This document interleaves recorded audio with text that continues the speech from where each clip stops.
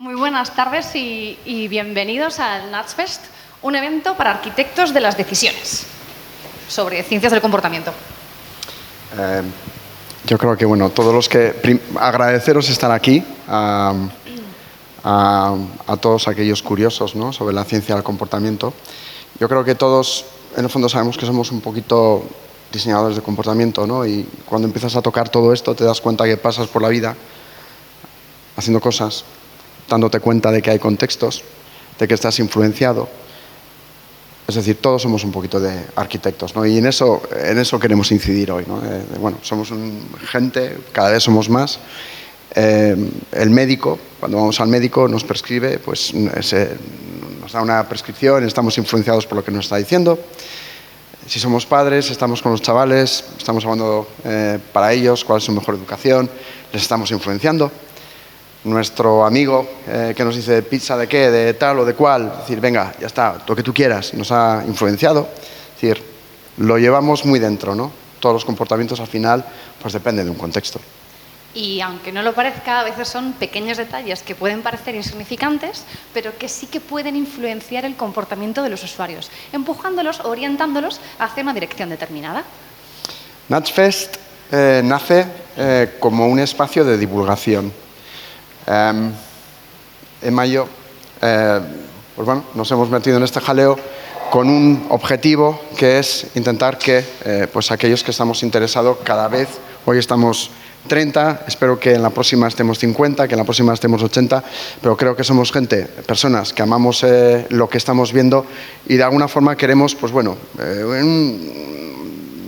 estar juntos, compartir experiencias, aprender, promover. Y yo creo que lanzar estos mensajes que puedan salir de aquí hacia el exterior, ¿no? No pretendemos, si bien esto, pues bueno, lo hemos movido Emma y yo, pues yo siento de corazón que no nos pertenece, que pertenece a todos. Espero que así sea, que todos seamos parte y abiertos absolutamente a cualquiera a poder participar como quiera en este camino. Y para poneros en contexto, nosotros somos los artífices del NATSfest, pero claro, él dice Otto y Emma. ¿Quién es Otto y Emma? Otto Whitehead es diseñador y es el fundador de una agencia que se dedica, una agencia de diseño y de behavioral design que se llama WOCO. Y yo soy Emma, periodista, psicóloga y además soy autora de un blog que se llama El Ministerio del Comportamiento. Y estamos profundamente convencidos de que las ciencias del comportamiento van a ganar cada vez más relevancia en España. Por último, antes de arrancar con la primera ponencia, nos hemos hecho un propósito. Hemos dicho, bueno, ¿de qué forma podemos acercar a personas aquí? Pues nos estamos juntando gente que sabe mucho, gente que sabe medio, gente que sabe poco, hay de todos los niveles. Yo creo que este ha sido uno de los retos, ¿no? Es decir, cómo podemos hacer algo que sea interesante para todos, para los que saben, para los que no saben tanto, para los que escuchan y quieren saber. Os vamos a hacer una propuesta. Hay una urna ahí fuera, ¿vale? El que quiera puede meter una hojita o una tarjeta o una tarjetita. Y nosotros lo que vamos a hacer, sin ningún compromiso, ver esa web, actuar sobre ella con componentes de diseño de comportamiento y a partir de ahí lo que queráis. Vamos, que vamos a sortear una consultoría de diseño del comportamiento. Muchas gracias. Bueno, y ahora sí, vamos a lo que vamos, ¿no? Vamos a la primera ponencia. Él va a ser el encargado de esa primera ponencia y va a hablar precisamente sobre eso, sobre el diseño del comportamiento, sobre qué hay detrás, sobre si en realidad se puede influir o no y cómo se puede influir en las personas. La charla tiene un nombre bastante curioso, que es Pito, Pito, Gorgorito o nuestra capacidad de decidir. Adelante. Muchas gracias, Emma. Conocéis a este señor, ¿verdad? No necesita muchas introducciones. Yo me lo encontré en un libro, estuve leyendo un libro de Eric Johnson, maravilloso, es uno de los libros favoritos míos, y hablaba de este señor, hablaba de esta frase, y a mí me llamó mucho la atención, ¿no? Es decir, diseñamos nuestros edificios y luego nuestros edificios nos diseñan a nosotros. Él estaba hablando del Parlamento británico, estaba hablando de la guerra era el momento, los años 1940 y el Blitz, famoso Blitz, unos cuantos días alemanes torpedeando, tirando bombas sobre Londres, y una de las bombas tocó el Parlamento británico. El Parlamento británico es antiguo, es uno de los más antiguos, si no el más antiguo. Tiene una sección cuadrada. La mayoría, como lo veis en la tele, son semicirculares. El británico no, ya lo conocéis. Vale. Después cuando se quería reconstruir, muchos de los políticos querían hacerlo de forma semicircular. Decían, esto hay que hacerlo semicircular. No cabemos todos, tenemos problemas, no cabían, de hecho, y siguen sin caber. Si ves la televisión, muchos se quedan fuera. Y este señor se negó. Este señor se negó, dijo, el Parlamento ha sido siempre cuadrado y seguirá siendo cuadrado. ¿Por qué? Porque influencia la forma de hacer política. Y lo argumentaba principalmente en dos conceptos. Uno, es pequeño. Fijaros, es pequeño. Somos 650, pero no lo vamos a hacer más grande, lo vamos a hacer pequeño. ¿Para qué? Para estar abultados. ¿Para qué? Para que haya energía. ¿Para qué? Para que haya urgencia, para que haya empujones, para que haya una sensación de que están ocurriendo cosas ahí, para no dormirse en los laureles. Él decía que un sitio que estaba empaquetado de gente producía más energía, ¿no? Si estaba vacío, pues todos nos dormimos. A mí me parece una postura muy inteligente. O sea, yo creo que este señor está pues, años luz. Estamos hablando de otros, estamos hablando de Kahneman, estamos hablando de grandes pensadores en este sentido.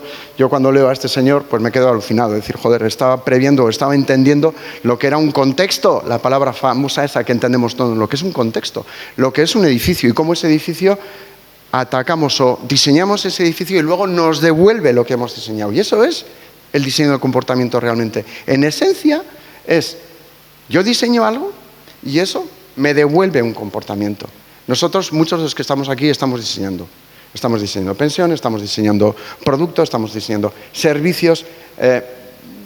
De alguna forma creo que en el día a día nos perdemos esta parte tan importante, ¿no? Esa responsabilidad que tenemos con los productos que estamos diseñando, darle el impacto que tiene sobre las emociones de las personas y sus comportamientos. La otra razón, no menos curiosa, era que él decía que, bueno, en aquel entonces en el Reino Unido era bipartidismo, unos y otros, no había tres, había dos. Él decía que, según estabas de orador, el tener a tu oposición de cara y sin el abrigo semicircular de otros políticos que pensaban como tú, era fortalecer el diálogo. Al final quedó como está. Es un sitio maravilloso, pequeñito, en un entorno muy antiguo y sigue siendo pues, de los pocos o el único cuadrado, ¿no? ¿Por qué pongo esto? Bueno, pues no atender a estos detalles, o sea, hacer cosas sin pensar en lo que son los contextos, nos pueden llevar a cosas tan extraordinarias como esto, ¿no? Vamos a hacer un pequeño ejercicio. 2 botes.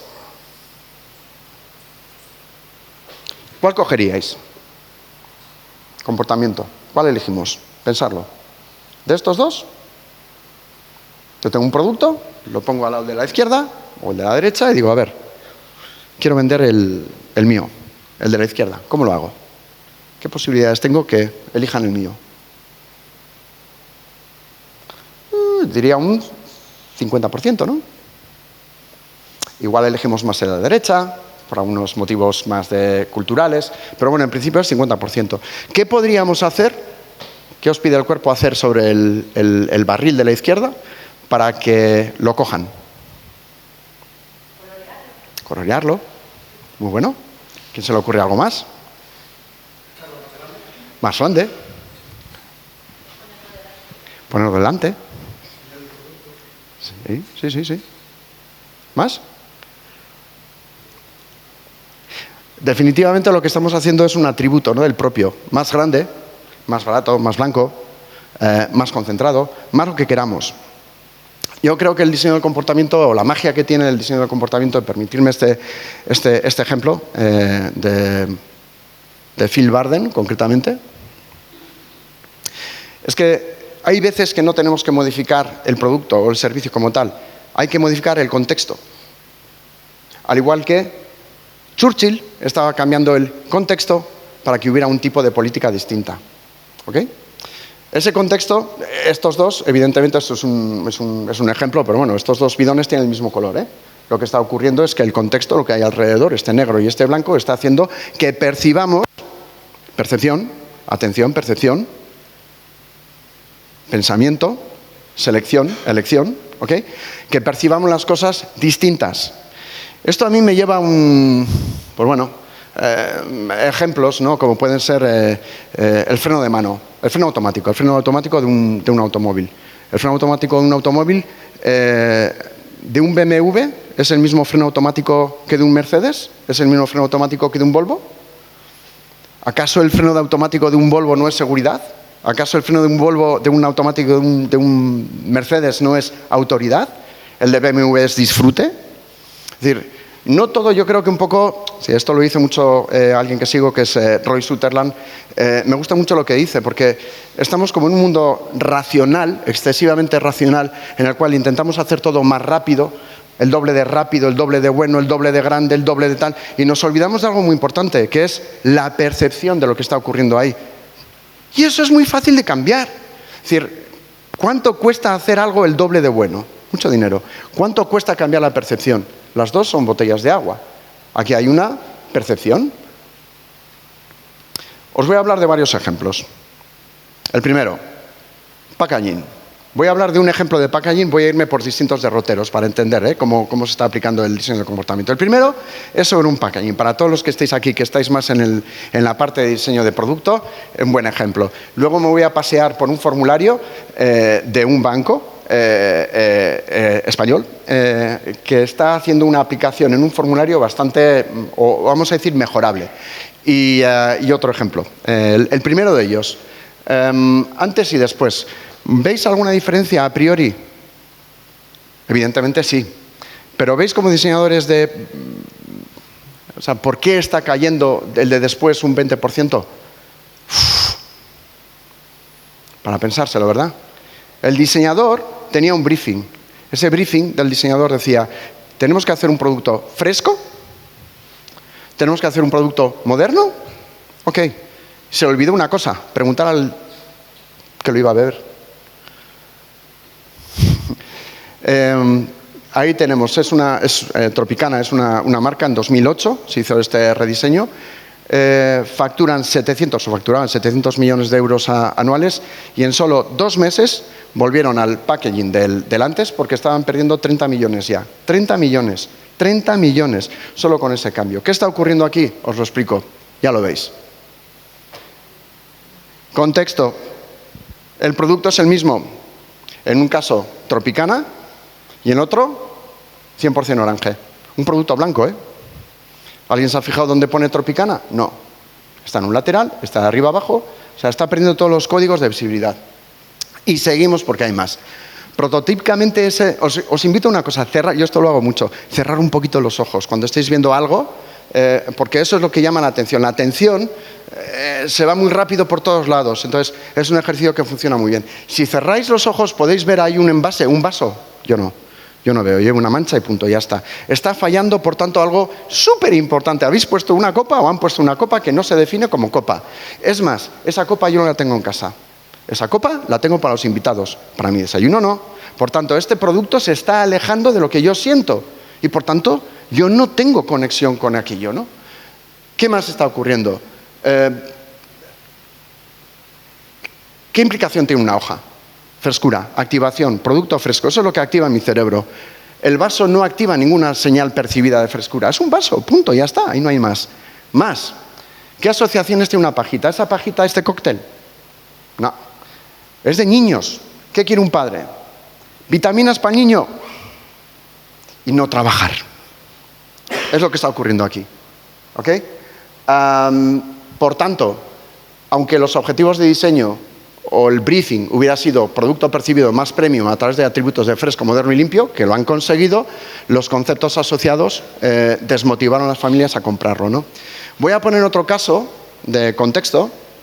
Me parece muy curioso. está activo todavía, pincho en un banner, ese banner me lleva a una página, esa página me invita a darme de alta en una cuenta concreta, ¿ok? Y lo que tengo que hacer primero es leerme el traca-traca. Vale, y cuando llego al punto importante, me dice, empezamos. ¿Empezar qué? Si llevo aquí media hora leyendo. Es decir, ese verbo no está bien. Ese verbo duele. Empezamos. Y ahora encima te pido. Es decir, empezamos y te pido. Reciprocidad, ¿dónde está? ¿Qué me das? ¿Por qué? Esa es la gran cuestión. ¿Por qué de comprar este zumo? ¿Por qué comprar esto? ¿Por qué pasar de esta barrera? Esto es una barrera. Empezamos. Ahora necesitamos tu número de teléfono para saber que eres tú. ¿Cómo? ¿El número de teléfono para saber como yo? ¿Vas a venir aquí, a casa, a decirme, toc, toc, eres tú? Es decir, eso no es tangibilizar un poquito mejor, ¿no? Número de teléfono y abrir cuenta. Abrir cuenta, te doy un número de teléfono y ya tengo la cuenta. Es decir, qué incertidumbre, ¿no? Es decir, ¿qué pasa si pongo, qué le doy? Aquí ese botón que no se ve muy bien, ¿qué va a ocurrir? Bien, una propuesta, sin más, que tenemos a la derecha, y voy a explicar todas las cosas que están ocurriendo ahí. Os dejo 10 segundos para que los comparéis mentalmente primero. Y parece que no ocurre nada, ¿no? En principio dices, sí, ¿qué más da? Funciona. ¿Qué más da de una forma que de otra? Pues no, aquí hay una diferencia muy importante. La primera, motivación. ¿Por qué de hacerlo? Por tu seguridad. Punto.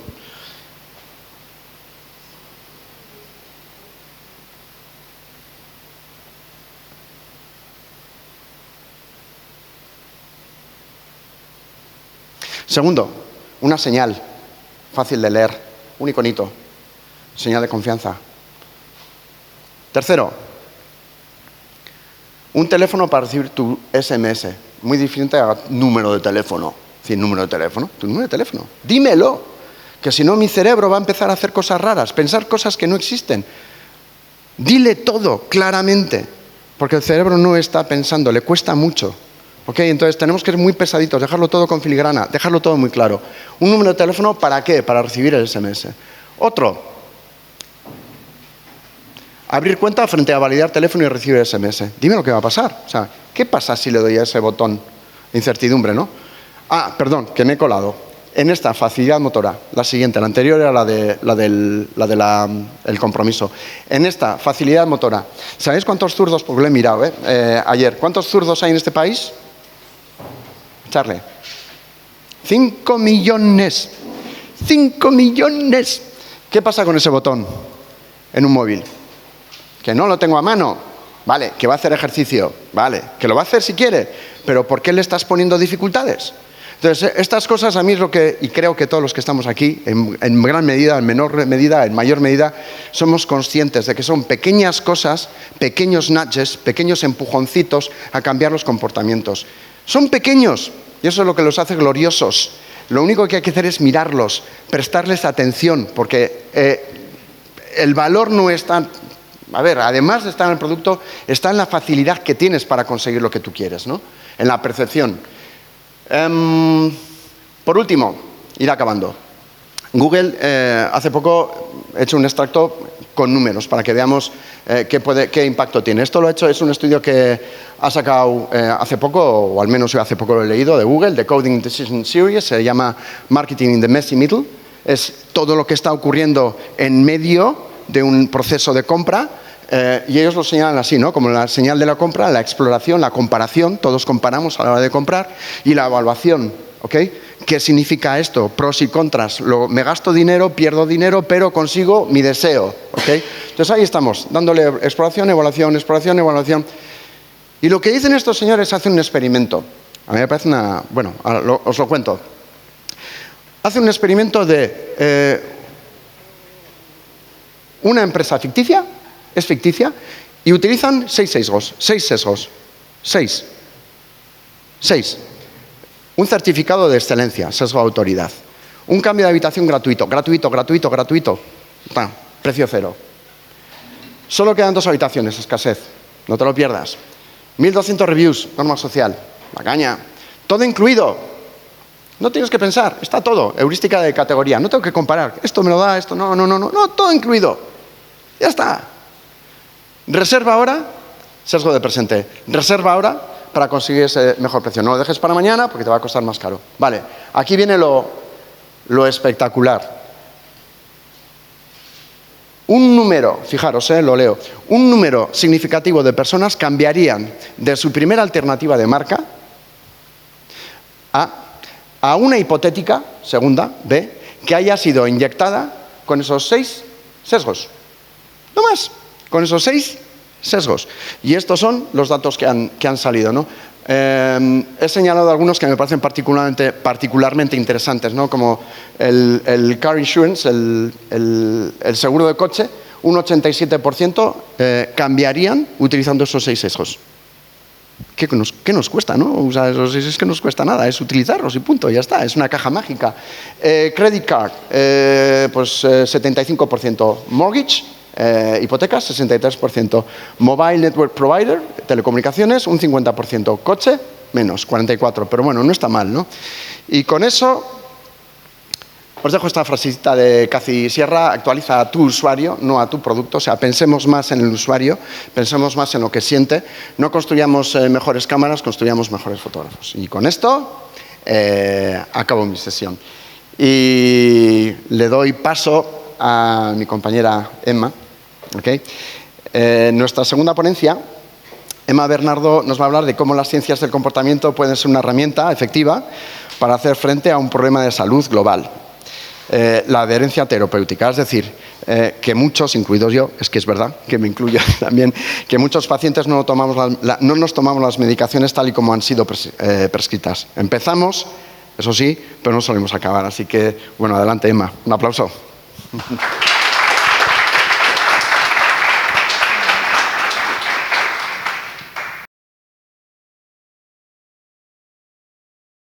Vale, lo he titulado Ciencias del comportamiento al rescate del paciente. Bueno, este es mi padre, se llama Julio, tiene 66 años. Es paciente crónico, tiene EPOC, enfermedad pulmonar obstructiva crónica. A mí siempre me ha sorprendido mucho alguno de los comentarios que hacía. Uy, pues se me han olvidado los ventolines. Uy, pues esta noche no me he tomado la pastilla. Y hubo uno que en realidad a mí me marcó, porque estábamos de viaje en otra comunidad autónoma y dice: ay, se me ha olvidado la medicación, pero no voy a ir a una farmacia porque es que seguro que no me lo van a dar, porque es que esto, es que menudo apuro. Y claro, era como, te da apuro, pero ¿qué más da, no? Porque es que tenemos que entender que la enfermedad pulmonar obstructiva crónica es la tercera causa de muerte en el mundo. Solamente en 2009 ocasionó más de 3 millones de muertes. Entonces, ¿cómo era posible, no? Pero es que este caso de no adherencia, de no tomarse el tratamiento correctamente tal y como ha sido prescrito, no solamente le pasa a mi padre. De hecho, el 50% de los pacientes crónicos en España no toma la medicación tal y como ha sido prescrita. Y de hecho, justamente la enfermedad de mi padre, enfermedad pulmonar obstructiva crónica, solo el 41% de esos pacientes toma la medicación o la toma correctamente. De hecho, aquí yo os pediría que nos pusiéramos las gafas de entender las cosas, ¿no? Y no de juzgar, porque es superhumano. ¿Qué es lo que puede estar pasando aquí, ¿no? Porque a veces tenemos esos problemas a la hora de seguir las pautas de una vida sana que nos dan los profesionales sanitarios. Otra vez es el contexto, ¿no? Porque ¿qué le pasa a mi padre? Pues mi padre mis abuelos tienen 91 y 94 años y él está inmerso en su cuidado, hasta tal punto que se le olvida y que deja de lado su propia salud. O, por ejemplo, pensemos en ese paciente anciano que tiene varias patologías y que tiene medicación para todas esas patologías que tiene. Pues muchas veces va a tener problemas para recordar y para identificar incluso los fármacos.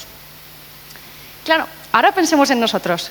¿Cuántas veces nosotros hemos empezado a tomar antibióticos y los hemos dejado de tomar antes de tiempo porque nos sentíamos mejor? ¿Cuántas veces no los hemos tomado tal y como nos los han pautado, ¿no? Y es que tenemos que ser conscientes, y lo somos muchas veces, que ese no tomar correctamente los antibióticos produce que tengamos resistencias bacterianas. Y no olvidemos que 44.000 personas en España cada año se mueren por esas bacterias, por infecciones por infecciones que se deben a esas bacterias resistentes. Entonces, ¿qué es lo que está pasando? ¿Qué nos sucede a nosotros? Bueno, pues es que los individuos a veces tomamos malas decisiones y probablemente se podría haber evitado esa mala decisión, ¿no? ¿Cómo? Hombre, pues si hubiésemos prestado toda la atención necesaria, o si hubiésemos tenido toda la información, o si hubiésemos tenido esas capacidades cognitivas ilimitadas, o si de verdad hubiésemos tenido mucho autocontrol. Esto es un experimento que a mí es muy conocido y a mí me llamó poderosamente la atención. Se llevó a cabo con pacientes que habían tenido un infarto cerebral y estaban medicados con warfarina. La warfarina es un anticoagulante que lo que hace es intentar y reducir las probabilidades que tengas de volver a tener otro episodio similar, otro infarto cerebral. Intentaron aplicar los incentivos económicos a esos pacientes que formaban parte del estudio con una lotería diaria y con una serie de recordatorios. Les daban un pastillero digital, cada pastillero tenía un compartimento separados y ahí tenía la medicación. Los pacientes automáticamente entraban en un sorteo de lotería diario. Si el paciente no tomaba correctamente la medicación, no ganaban el premio que tuviesen. Lo curioso de todo esto es que al principio de esos pacientes que formaban parte del estudio, un 22% no tomaba la medicación correctamente o directamente no la tomaba. Con este experimento que duró 3 meses, reducieron esas tasas a un 2,3%. ¿Qué está pasando? Pues, hombre, están utilizando nudges, porque al final un nudge es capaz de cambiar el comportamiento de los pacientes o de las personas en general de una forma predecible. Además, no pueden prohibir opciones. Tienen que ser baratos, fáciles de evitar y, por supuesto, no son órdenes. Claro. Probablemente estéis pensando, ¿y esto que han hecho con este experimento de los pacientes de warfarina es ético? Bueno, los nudges han tenido, como sabéis seguro, algunas críticas. Algunas hablan de que, que disminuyen la autonomía de los pacientes. Y por eso, Sunstein y Thaler, los autores del libro Nudge, estuvieron y acuñaron el término de paternalismo libertario. ¿Qué es lo que quieren decir con eso? Bueno, pues con el paternalismo libertario ellos dicen, bueno, las personas tienen que ser capaces, yo voy a dejar libertad para que esas personas sigan su camino, pero si alguien quiere ejercer esa libertad, puede hacerlo, porque yo no le voy a poner obstáculos. Eso sí, dejad que los arquitectos de las decisiones, como vosotros, tengan legitimidad suficiente como para poder influir en esas personas y empujarles o dirigirles hacia una dirección más adecuada que mejore sus vidas. Claro, también hay controversia, por supuesto, de qué es lo que pasa cuando se utilizan incentivos económicos a la hora de mejorar la vida de las personas, ¿no? De la parte saludable de las personas. Y es que, claro, pueden generar desigualdades o incluso ser injustos con aquellos individuos que sí que están teniendo una vida sana. Bueno, hay una propuesta de varios autores que lo que te dicen es, vale, tenemos que intentar evaluar si esos incentivos pueden afectar negativamente a la relación médico-paciente. Me explico. Si esos incentivos pueden hacer que el médico se transforme en ese juez que decida si el paciente tiene que cobrar el incentivo o no. Y luego también es súper importante considerar esa cantidad de incentivo ofrecido, porque cuando es muy alta puede al final eliminar esa autonomía que tienen los pacientes. Una vez más, me gustaría volver al contexto, ¿no? Esa palabra que tanto nos gusta a todos nosotros. Bueno, al final estamos hablando de que el contexto, hablábamos de que el contexto era súper importante para empezar a hacer intervenciones, pero es que el contexto también puede llegar a influir en el éxito de estas intervenciones basadas en incentivos, porque es que, sin ir más lejos, en Alemania, este tipo de intervenciones basadas en incentivos son súper utilizadas, son bastante frecuentes y se han dado cuenta los investigadores que la tasa de adherencia a estas intervenciones es casi el doble entre el quintil socioeconómico más alto. Es casi el doble que las personas que forman parte de ese quintil más pobre de la población. ¿Cómo es posible? Bueno, al final sí que es cierto que tenemos... Sí que es cierto que el contexto lo es prácticamente todo.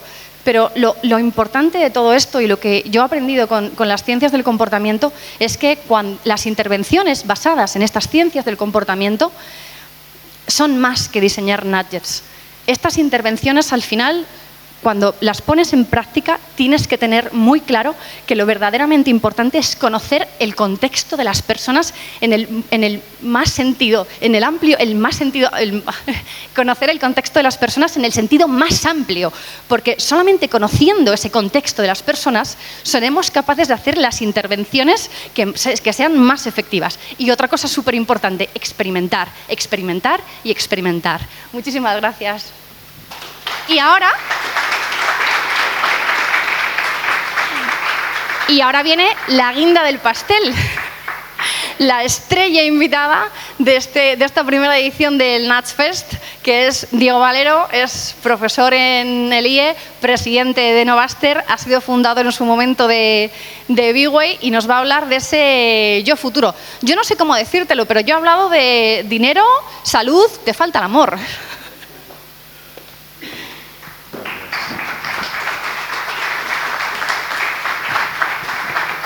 Bueno, gracias. No, la guinda sois todos vosotros, los que en un día como hoy estáis aquí. Eso sí sois la guinda. Bueno, gracias por invitarme, lo primero. Me encanta poder hablar de estas cosas porque me parece que es absolutamente fundamental que todos nos podamos ir familiarizando con todo este tipo de cosas. Lo primero que quiero es, a ver, yo tengo origen catalán, entonces os quiero vender algo, os quiero vender algo. A ver, ¿quién me compra este coche?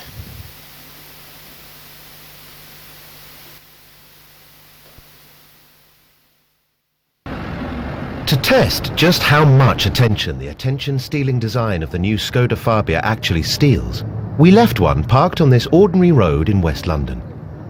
We wanted to see if its sharp crystalline shapes, bold lines and lower, wider profile would attract the desired level of attention. Will the 17-inch black alloy wheels stop passers-by in their tracks? Will the angular headlights attract the attention of other road users? Will a crowd gather to check out its fresh, sporty look? Well, not quite. But did the attention-stealing design distract you from noticing that the entire street has been changing right before your very eyes? Don't believe us? Have another look. Did you spot the van changing to a taxi? How about the scooter changing to a pair of bicycles? Or the lady holding a pig? Let alone the fact that the entire street is now completely different. Didn't think so. So there we have it. Proof that the new Skoda Fabia is truly attention-stealing.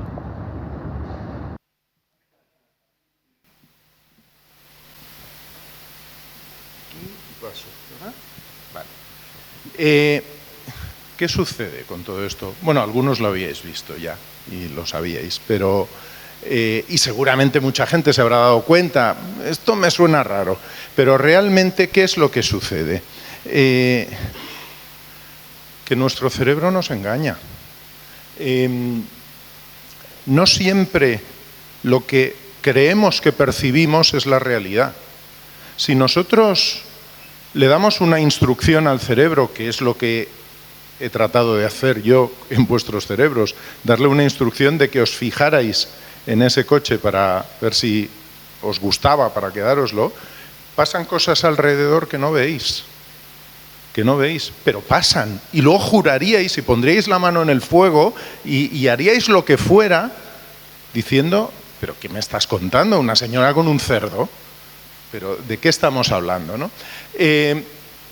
Pues resulta que no siempre somos absolutamente racionales tomando decisiones. No quiere decir que seamos irracionales, porque no somos irracionales, pero tenemos una racionalidad limitada. Suponed que hoy es 11 de mayo de 2011, ¿vale? Y yo os digo, ¿qué preferís? ¿Que os dé $5 ahora o $500 dentro de 11 días? ¿Quién preferiría $5 ahora? ¿Y 500 en 11 días? Parece claro, ¿no? Bueno, depende. Si tú eres seguidor de este individuo, que se llamaba Harold Camping, que predijo el fin del mundo para el 21 de mayo de 2011, no preferirías los $500. De hecho, este experimento se hizo con seguidores de Harold Camping y mayoritariamente eligieron los $5. Hasta donde yo sé, el mundo no se ha acabado todavía, por lo tanto, no les fue muy bien en eso, sí les fue bien en lo otro, que siguen en el mundo, ¿no? Pero con esto lo que quiero decir es que estamos rodeados de Harold Campings. Estamos rodeados de gente que nos enreda con cosas y es fácil dejarte enredar sin darte cuenta. Esto es lo que nos decía, para mí fue el primer premio Nobel conductual. Todos decimos siempre que ha sido Kahneman, pero Herbert Simon fue el primero que introdujo el concepto de racionalidad limitada. Y lo que Simon decía es, vamos a ver, primero, nosotros no tenemos toda la información que hay sobre cualquier cosa. Y aunque la tuviéramos, somos incapaces de procesarla. Nuestro cerebro no tiene la capacidad de procesar toda la información que puede haber. Por lo tanto, lo que hacemos es conformarnos con aquello que es suficientemente bueno. Seguramente no es lo óptimo, pero es suficientemente bueno. Y nuestra capacidad a la hora de decidir está limitada por ese entorno cognitivo de que no podemos abordarlo todo, que no podemos llegar a todo. Todo esto viene por los clásicos, la clásica idea que seguramente conocéis del sistema de pensamiento 1, sistema de pensamiento 2. Esto no es de Kahneman, aunque lo popularizó él, y básicamente, esto también lo suelo preguntar mucho, ¿cuánto es 2 más 2? 4, ¿no? ¿Cuánto es 23 por 78? Es más. Pero, ¿qué sucede? Nuestro cerebro está encantado de reaccionar de forma rápida, intuitiva, sin pensar, sin esfuerzo ante las cosas. Y le molesta, le incomoda, le fastidia tener que trabajar. Y además le fastidia porque el cerebro es muy listo. El cerebro consume el 25% de la energía que consumimos diariamente. Si estuviera siempre trabajando, lo que os voy a contar de pensiones no haría falta que lo contara porque nadie llegaría a jubilarse. Todo esto deriva en estas famosas heurísticas y sesgos de los que Otto y Emma nos han puesto algunos ejemplos. Las heurísticas son sencillamente atajos mentales, son caminos que busca nuestro cerebro para trabajar menos. Y esos atajos a veces son útiles, pero nos llevan a cometer errores de forma sistemática. Esos errores son los famosos sesgos. Los sesgos conductuales, que pueden ser cognitivos, que es cómo percibo la realidad, es decir, no hay una señora con un cerdo, no hay una van, sino que hay un taxi, eso es cómo yo percibo la realidad. Y otra cosa es cómo siento la realidad, esos son los sesgos emocionales, cómo me hace sentir lo que estoy viendo. Me hace sentir triste, enfadado, alegre, etcétera. Todo eso son los llamados sesgos. Y todo eso es lo que trata, en general, la economía del comportamiento. A mí me gusta decir, o hablar de algo más allá, de las ciencias del comportamiento. No solo la economía, porque esto sirve para todo. Esto es transversal y, desde luego, yo creo que llega para quedarse de por vida. Hasta los desarrollos que hagamos de la neurociencia que puedan explicar por qué nuestras reacciones psicológicas son las que son. Pero bueno, estamos en ello. Bueno, utilizamos en economía del comportamiento ese concepto de nudging, de empujoncito, que Richard Thaler nos explica junto a Cass Sunstein. Y, por ejemplo, vamos a ver, si nosotros queremos incrementar el ahorro recurrente entre nuestros clientes, podemos, por ejemplo, hacer lo siguiente. Podemos decirles, oye, quiero que ahorres $150 al mes. Esto es real. Les digo eso y sobre el grupo que se trabaja lo hace el 7%. Y luego les digo, quiero que ahorres $5 al día. Y pasa a ser el 30%. $5 al día y 150 al mes es lo mismo. Pero he cambiado el marco en que se lo he explicado, eso que llamamos framing, ¿no? Lo he cambiado y multiplico por más de 4 la gente que está ahorrando. Pequeños cambios. Lo bueno del uso de la economía del comportamiento es que muchísimas veces es coste efectiva. Es decir, nos cuesta poquito y los resultados son brutales. No siempre. O sea, prácticamente todos enseñamos los experimentos que han funcionado, no los que no han funcionado, que hay muchos. Pero los que no funcionan nos ayudan también, porque nos enseñan cosas y nos hacen ir a experimentos o a situaciones reales que sí funcionan. ¿Qué elegiríais de esto? ¿El yogur con 80% libre de grasa o el yogur con un 20% de grasa? Es lo mismo, ¿no? Pero la mayor parte de la gente dice, ¿yo cómo voy a coger un yogur con un 20% de grasa? Por Dios, cojo el del 80% libre de grasa. Este tipo de cosas han llevado a que, aplicadas a lo que vamos a hablar ahora, que es el mundo de las pensiones, haya programas en el mundo enormemente exitosos basados en economía del comportamiento. Uno de ellos es el famoso programa Save More Tomorrow de Shlomo Ben-Artzi y Richard Thaler, que ahora ha evolucionado ya y Shlomo le llama ya, no es Save More Tomorrow, ahora es solo More Tomorrow, porque es ya la visión no solo del ahorro, sino de la salud financiera en general. Y la salud financiera incorpora el ahorro, por supuesto, pero incorpora la deuda, incorpora los seguros, incorpora la inversión, etcétera, etcétera. Pero bueno, 26 millones de americanos ahorran sin esfuerzos para su jubilación siguiendo este programa. El sistema de pensiones del Reino Unido, que empezó hace 12 años aproximadamente, está basado en este modelo.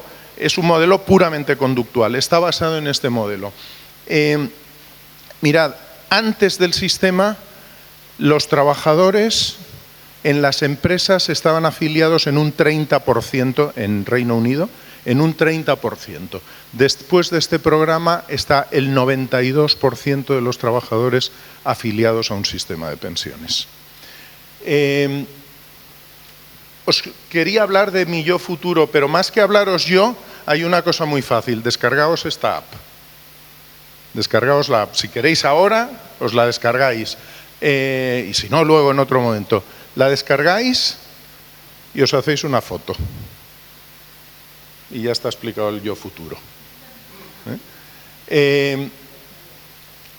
Hay gente a la que no le gusta nada esto, Hay gente a la que no le gusta nada. Cuando se lo enseñó a mi mujer me dijo, pero tú vas a explicar eso, pero vamos, a mí me enseñas eso y te echo a patadas, ¿no?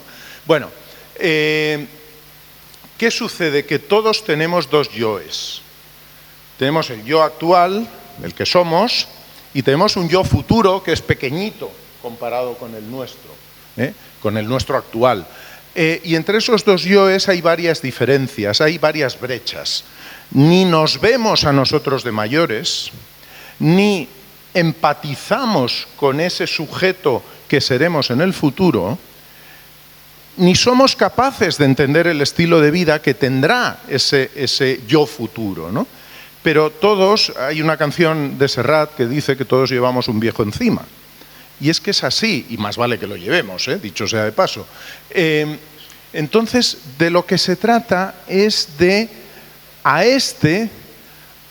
hacerle palpable ese de ahí. Por eso lo del aging booth y estas cosas. Y por eso esto. Esto es un simulador facial de pensiones. ¿Qué significa esto? A ti te toman una foto y hay un avatar que eres tú en el futuro, eres tu yo futuro. ¿Y qué sucede? Si tu yo presente ahorra poquito, tu yo futuro está triste. Si tu yo presente ahorra normal, tu yo futuro está normal. Y si tu yo presente ahorra mucho, tu yo futuro está feliz. Esto nos llega, a vosotros a lo mejor ahora nos llega porque no sois este, pero si el que saliera aquí sois vosotros, eso nos ayuda mucho más a empatizar, nos ayuda muchísimo más a empatizar. Cuando hablamos de pensiones hay fundamentalmente tres sesgos, de pensiones de ahorro a largo plazo. Hay tres sesgos que nos afectan. Uno es la inercia, que es actuar frente a no actuar. Lo más difícil en el mundo es cambiar hábitos. Cuando estamos acostumbrados a hacer una cosa es muy difícil cambiar lo que hacemos. Hay que buscar los momentos, los elementos adecuados para hacerlo. En el último libro de Katie Millman hay algunos ejemplos muy interesantes de cómo se puede hacer eso, cómo se pueden introducir nuevos hábitos.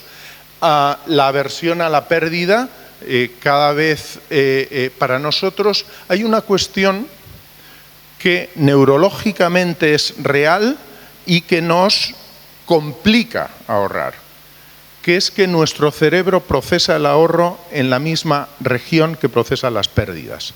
Es decir, para nuestro cerebro un ahorro es una pérdida. Un ahorro es una pérdida. Entonces tenemos que engañar al cerebro. Pero ya sabemos que al cerebro se le puede engañar. Lo podemos hacer. Lo podemos hacer. Y luego está el autocontrol, ese famoso de ya lo haré mañana, ¿no? Eso que da lugar a esa palabreja que llamamos procrastinación. De eso se han hecho ricos los gimnasios, vendiendo pagos anticipados durante todo el año. Todos a final de año tenemos nuestros maravillosos deseos para el año siguiente, que el 15 de enero no hemos cumplido más que un 2 o un 3%, ¿no? Pero bueno, el autocontrol o la forma de llegar a trabajar sobre el autocontrol tiene bastante que ver con lo que llamamos la paradoja de Ulises. Ulises, el héroe griego de la Odisea y de la Ilíada, al revés, primero de la Ilíada y luego de la Odisea, hicieron un spin-off de la Ilíada para hacer solo la Odisea con él. Homero nos retrataba que era un tipo súper inteligente, súper avispado, etcétera, etcétera. Y supongo que conocéis el episodio ese donde se narra que quería oír el famosísimo canto de las sirenas, pero que era, de hecho, usamos la expresión, es un canto de sirenas, es algo que nos lleva al desastre. Entonces, como él era tan listo, lo que hizo fue a sus marineros pedirles que le ataran al mástil del barco para poder oír el canto de las sirenas y no tirarse al mar y morir en manos de esas sirenas, ¿no? Hombre, no se trata de atar a los clientes para que firmen un ahorro o una cosa así, pero sí de entender la idea de cómo podemos trabajar sobre el autocontrol. La experiencia práctica nos dice, mirad, esto nos pasa mucho en España, en otros países también, pero en España nos ha pasado mucho. Toda la industria de pensiones se afana en pedir más incentivos fiscales y más incentivos fiscales y más incentivos fiscales. Y no sirven para casi nada. Iba a decir para nada, pero lo dejo en casi nada. ¿Por qué? Porque quien no ahorra, no le mueve a ahorrar un incentivo fiscal. Muy pocos, muy pocos. Ahora, aquel que ahorra sí utiliza el incentivo fiscal para optimizar su ahorro, por supuesto, por supuesto. Por cada dólar, estos son experimentos realizados por... está en un metaestudio que coordinó Shlomo Benartzi. Por cada dólar invertido en nudging, descubrieron que el aporte a los sistemas de ahorro aumentaba en $100. Y por cada dólar invertido en incentivos financieros y fiscales, por cada dólar subsidiado, mejor dicho, había un incremento de 1 centavo en la aportación. Es decir, los incentivos conductuales son tremendamente efectivos, tremendamente efectivos. Tenemos un problema que tiene que ver también con nuestra percepción de la realidad, que es, una vez hemos ahorrado, tenemos que empezar a desahorrar, tenemos que cobrar lo que hay.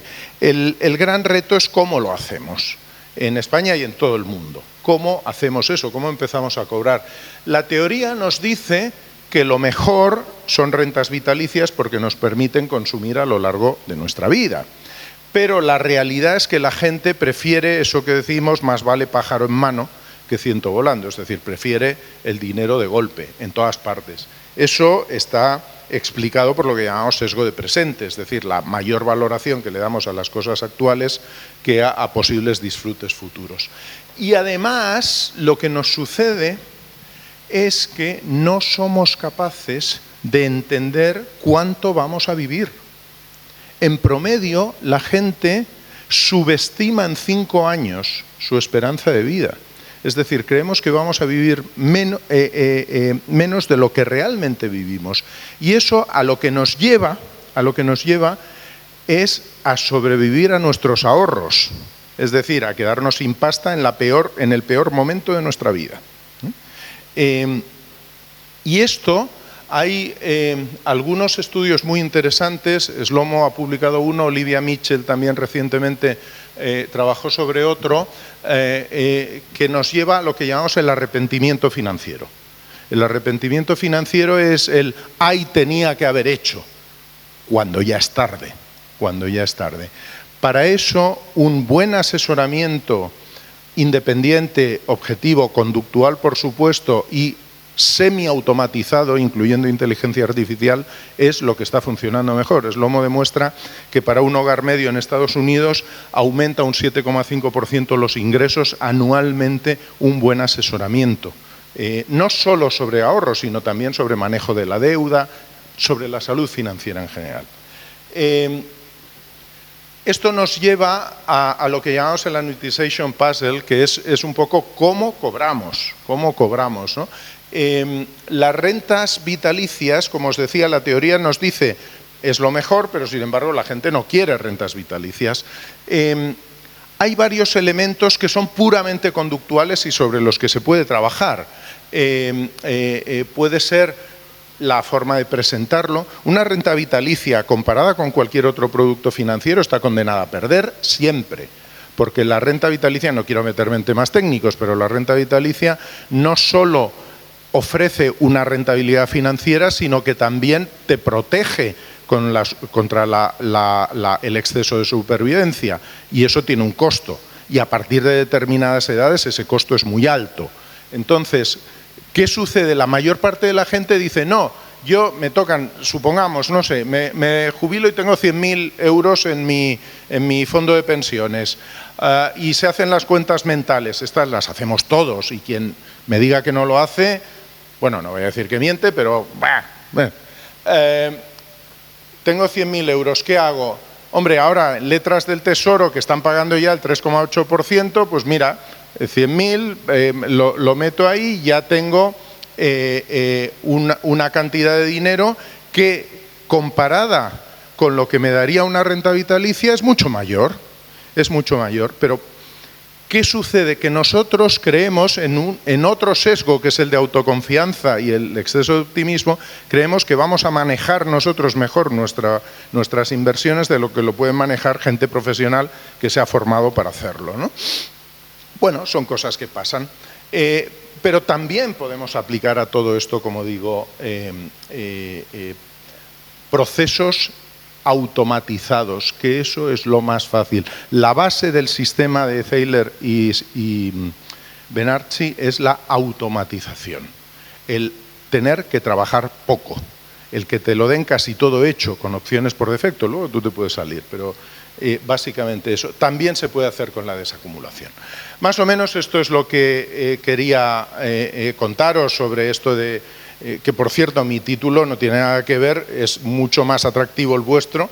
El mío, me dijisteis, habla de pensiones conductuales y solo se me ocurrió ponerle mi yo futuro, pero es mucho más chulo el pito pito o el tuyo. Pero bueno, en cualquier caso, yo creo que esta es una de las aplicaciones que en el mundo ha sido seguramente, junto con políticas públicas, ha sido la mayor, la que más desarrollo ha tenido. Ahora la está teniendo muchísimo en marketing, obviamente, con los ejemplos que nos has contado, forman parte del diseño conductual y la estrategia de marketing conductual, que eso evidentemente es importantísimo. A vuestra disposición, si tenéis alguna duda, pregunta, cuestión, queja, lo que sea. Bueno, queja no, que hoy ha llovido mucho y venía empapado, tened piedad, o sea, solo preguntas o dudas.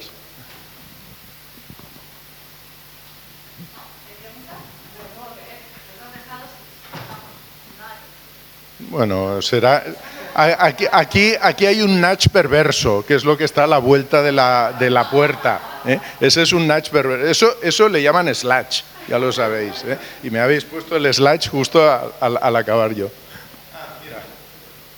Te quería preguntar, ¿tú por qué crees, si seguramente todos estamos de acuerdo en que en el tema de pensiones va a hacer falta hacer cosas, va a hacer falta mucha más concienciación, habiendo modelos como, por ejemplo, el que hablabas del británico, estamos hablando tanto políticamente en dar un pequeño paso, no digo grande, que ya deberíamos haber dado, pero en hacer algo?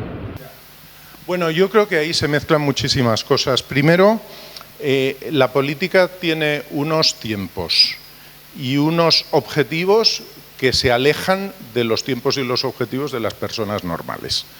Y aún así le seguimos votando. Cualquier cosa, vamos a ver, la idea esta de la afiliación por defecto, etcétera, estuvo en un momento de la reforma en España. Estuvo, pero siempre hay gente que considera que eso es demasiado complicado para que la gente lo entienda o que les va a complicar la vida a ellos. Los que estáis en el sector financiero sabéis perfectamente, por ejemplo, que normativas como MiFID, que teóricamente son normativas para la defensa del consumidor, son normativas para la defensa del proveedor y sobre todo del regulador.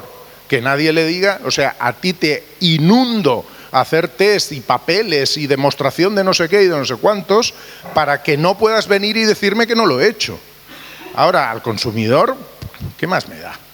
Pues esas cosas pasan. Luego está además la otra parte política, que es que cualquier tipo de incremento, hoy lo comentaba, me entrevistaban antes en Intereconomía por el informe Melbourne de pensiones, en el que España sale bien en adecuación e integridad y sale fatal en sostenibilidad. Sale tan fatal que tiene la misma puntuación en sostenibilidad el sistema de pensiones español que el de Argentina. La misma. Hombre, puede que no seamos los más sostenibles del mundo, pero me parece que comparar la sostenibilidad del sistema de pensiones de Argentina, no es por Argentina, es por el sistema de pensiones. No sé si alguien lo conoce, pero en fin, lo podemos hablar luego con el Slash. Pero ¿qué es lo que sucede?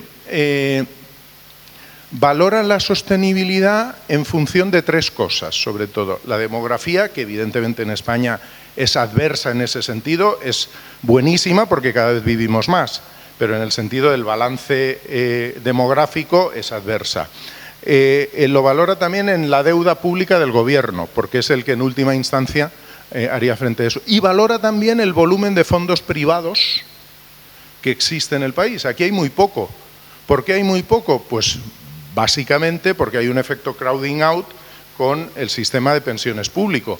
Es que la seguridad social se ha quedado el gran pastel. Ahora tiene que ir poquito a poco hacia atrás, pero hasta ahora se ha quedado el gran pastel. Y hay mucha gente en la política que defiende que todo tiene que ser público y de reparto. Y eso hace que cualquier atisbo de introducir sistemas que puedan ser complementarios, que desarrollen todo eso, tiene una penalización política muy importante.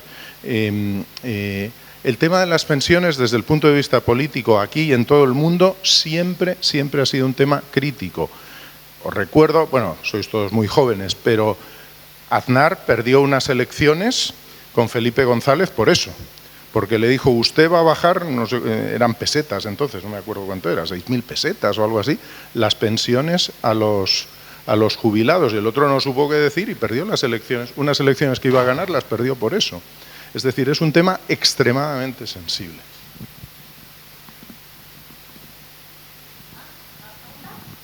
¿No? Bueno, pues si poco más hay que añadir, Otto, ven aquí por lo menos a...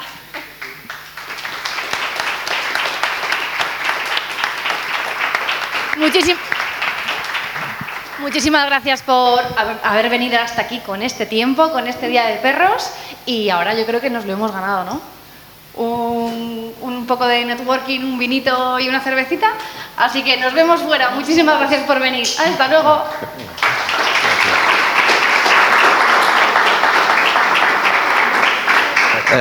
Recordaros que está la urnita y no es de un muerto. Si queréis, metéis una tarjeta o lo que fuera y bueno, pues hacemos esa auditoría gratuita y...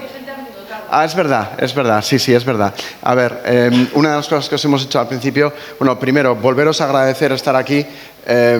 Habéis visto que hemos intentado tratar esto desde, pues bueno, distintos... está el diseño del comportamiento, desde la salud, desde el marketing, desde la finanza. Hay muchos más marcos que tenemos que pelar, que tenemos que ayudarnos los unos a otros, ¿no? y descubrir. Yo creo que también es parte maravillosa de todo esto. Es decir, podemos buscar nuevos nichos, podemos buscar nuevas formas de intervenir con... Al final es un comportamiento, y el comportamiento es algo que está pues, para bien o para mal, es parte nuestra, es parte de nuestro funcionamiento. Deciros, porque me estoy enrollando con otro tema, deciros que hemos dejado una urnita, y no es una urnita de muertos, insisto, es una urnita que nos gustaría que, si queréis, dejáis una tarjetita, miramos deja las tarjetitas, estamos un ratito ahí tomando algo, cogemos una mano amiga, sacamos la tarjetita, miramos a ver qué pone y hacemos una auditoría by the face, gratis, precio cero, no quería decir nada. Pues bueno, sacando esos matices, ¿no? ¿Cómo podemos mejorar? Pues intentando hacer esos nudges pues para que pueda mejorar vuestro negocio, ¿vale? Sin más. Muchas gracias.